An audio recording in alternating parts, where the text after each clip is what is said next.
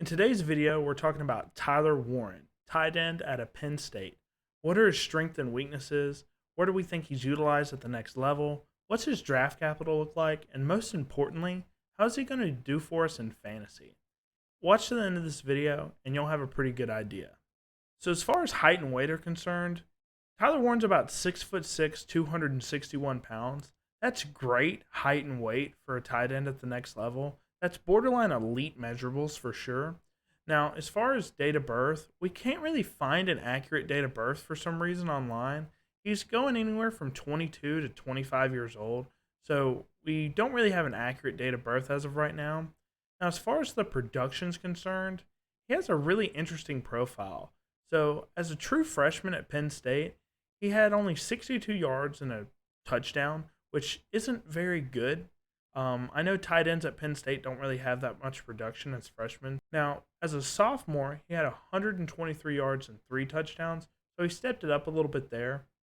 Now, as a junior, he had 422 yards and 7 touchdowns, which as a tight end, that's pretty solid numbers. But as a senior, guys, he stepped it up dramatically. He had 1,230 yards, which was only second in tight ends. Obviously, Harold Fannin Jr. exists, and 8 touchdowns. This is including his college football playoff numbers as well, so it is a little skewed, but that's great production all in all. Looking at some advanced stats here, we looked at every draft eligible FBS tight end with at least 25 plus targets in 2024. That's about 117 tight ends. Now, Warren ran 442 routes, which is a lot of routes. He had 90.9% of the team's routes, which is good. That means he's on the field consistently. And when he's not running routes, he's playing quarterback or running back, which leads me to his snap percentages. So his slot snap percentage of 31.7, out wide snap percentage is 26.2, and inline snap percentage was 38.3. As you can see by these numbers, he's all over the place. And like I said, when he's not playing in one of these three, he's playing running back or QB. So he does have a background as a quarterback, and at least in high school. So Penn State was asking him to do it all. So if you watch any film on Penn State, they're basically saying get the ball into Tyler Warren's hands as much as possible and just let him go. This kid's really dynamic with the ball in his hands. So moving on to yards per route run, he had 2.78, which was good for second in the sample, only behind Harold Fannin Jr. Now, I take that number, not the number, but the ranking, and with a little bit of grain of salt. Harold Fannin Jr., his numbers were really inflated based upon the level of competition that he played. So, in most other draft class, Tyler Warren's going to be first in a lot of these metrics. So, moving on to his PFF receiving grade, 93.4 was also second in the sample size behind Harold Fannin Jr. again. Now, as far as his yak per reception goes, 6.7 was good for 12th in the sample size. Now, his yak, he's a jump ball kind of tight end from time to time for Penn State. So his yak does get a little bit affected by that. But I don't take this as how good he is with the ball in his hands. He is a menace. I mean, I would hate to try and tackle this guy. Every time he gets the ball in his hands, he's stiff-arming you, jumping over you, trucking you.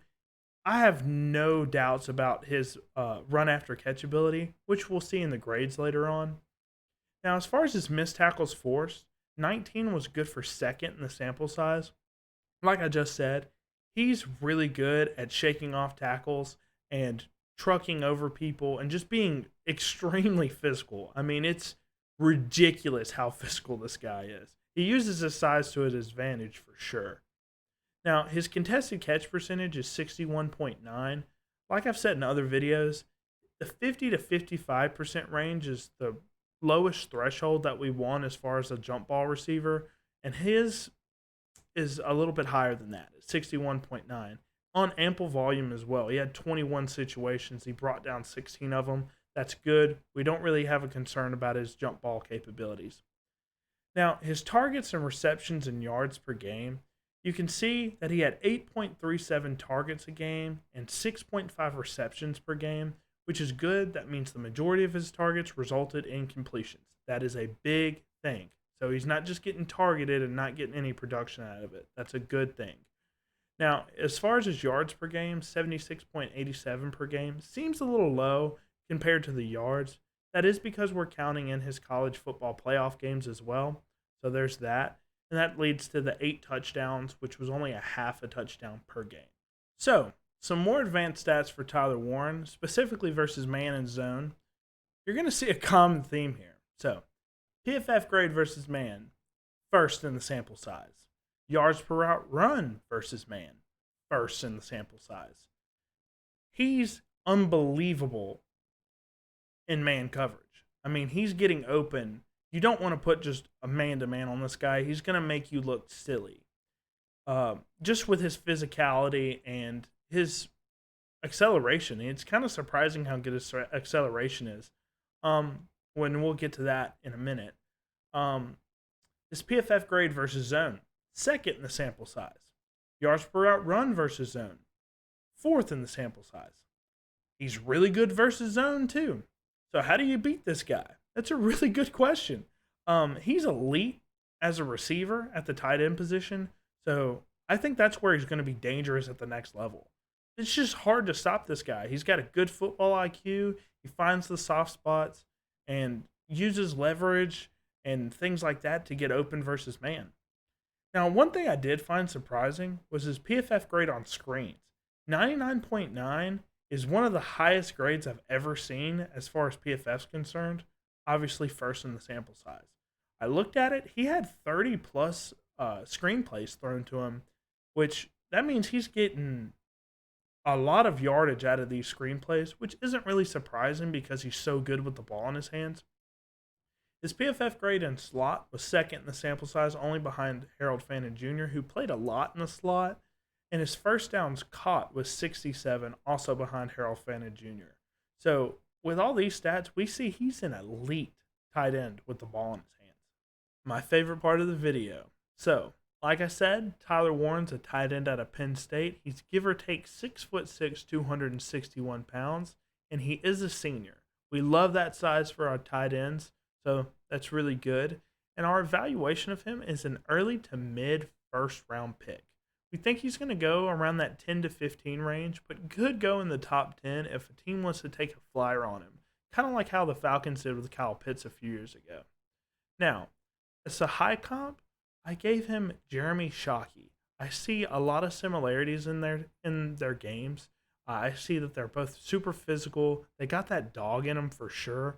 And I find that Tyler Warren's going to probably be an aggressive red zone threat on whatever team he finds himself on.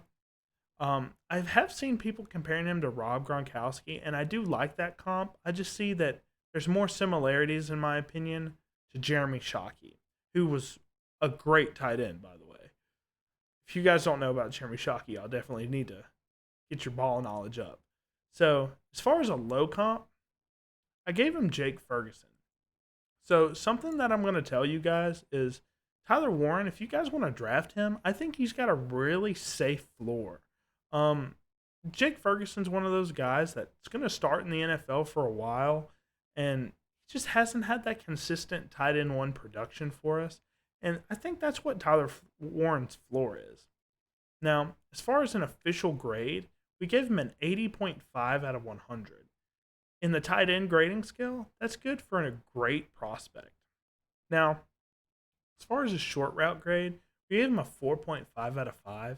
You're going to see, like we saw earlier, he's going to be exceptional on screens at the next level. He's going to be good on those shallow crosses, and he's really smart at finding the soft spot in the zone on these hitch routes to get easy first downs. On his medium routes, we gave him a 5 out of 5. I think that's where he's going to excel at the most at the next level, because if they can get him open on these seam routes, these crossing routes and slants and digs and things like that, he's dynamic with the ball in his hands. He's going to make people miss with his physicality. He's going to break off arm tackles. He's going to bulldoze over these cornerbacks, and they're not going to have a chance. Now, they will they're going to have to leg tackle him, wrap up his legs. You can get him down that way, but if you're trying to arm tackle this dude, it's going to be a bad day for anybody trying to do that. Now, as far as his deep routes are concerned, we gave him a 4 out of 5. Now, he is an absolutely great jump ball tight end that can, do really good things at the catch point, but he's not really super fast enough to get this consistent separation downfield. So we did see him run post. We saw him run streaks, things like that, your typical long routes for tight ends. And, he was pretty successful on them. Now, onto the thing that I didn't like about him the most was his blocking. Now, on film, you don't really see him block all that often. And so that's something Penn State didn't really ask him to do very much. But there's probably a reason for that. When we did see him block, he left a lot to be desired. He's a really big physical guy, which kind of confused me because he doesn't show that at the point of attack, and he uses very inconsistent hand positioning and technique and everything else. It's just really off. I don't know if it's a willingness to block or maybe his technique's just that bad. I don't know. So we gave him a 2 out of 5 there. We were not impressed with his blocking at all. Now, thankfully, that's something that's easily cleaned up with coaching, so we were hopeful there. As far as his football IQ is concerned, we gave him a 4.5 out of 5. He's got a background as a quarterback in high school, so he kind of knows what the defense is running already for the most part, and he can find the soft spot in the zone, and he's consistently where he needs to be when his quarterback needs to throw him the ball. Now, onto his speed. He's not the most speedy guy. We think he's going to run in the low 4.6s to high 4.7s at the combine, which is really good for his size, but being that big, you're just not going to be the fastest guy on the field. So we gave him a 7 out of 10. Now, as far as his acceleration is concerned, we gave him an 8.5 out of 10, which is really good considering his size. We think, especially once he gets the ball in his hands, he can accelerate upfield. And like we said earlier, once he gets rolling, it's going to be a bad day for anybody trying to tackle him. As far as his deceleration is concerned, we gave him a 3.5 out of 5. So what that means is we're looking at his snap down on his hitches and comebacks and curl routes. We're looking at his cuts in and out of his routes and things like that. And we saw consistent quickness when it comes to that.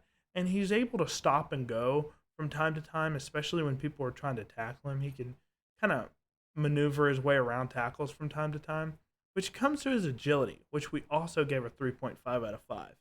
For his size, he has a little bit of wiggle to him.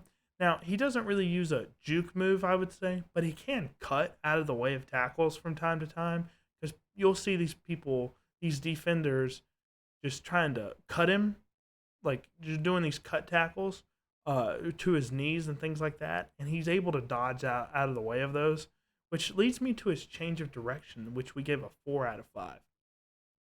Once he gets the ball in his hands, he chooses a direction and kind of whatever direction he chooses, he's trying to get the most yards once he gets the ball in his hands. So he's able to change direction pretty quickly for his size, for sure. Now, onto his greatest attribute, in my opinion, is his catching, which we gave a 5 out of 5. We think he's going to have little to no issues catching at the next level. I mean, he's got consistent hands. I mean, sticky hands. Now, as far as catching traffic's concerned, we gave him a 4.5 out of 5. It's almost perfect. It's almost perfect. We really enjoyed his physicality at the catch point. There's just, from time to time, he'll get knocked off his route and isn't able to catch in traffic from time to time. You can't bring them all in, so he's not perfect there. Now, his run after catch, like we saw with his yak per reception, where he was only 12th in the sample size, I don't think that grade's entirely accurate because you give him a 5 out of 5 here. He's ridiculous with the ball in his hands. Once he gets the ball in his hands, he's usually stiff-arming a defender out of the way, jumping over someone, trucking them, shedding off tackles, whatever he has to do. He's getting the maximum amount of yardage every time he gets the ball in his hands. Now, as far as the dog factor is concerned, I would have given him a 5 out of 5, We gave him a 4.5 out of 5 though, because of his willingness in the blocking. He just didn't show a lot of dog whenever he was blocking. He just didn't look like he was interested in doing it.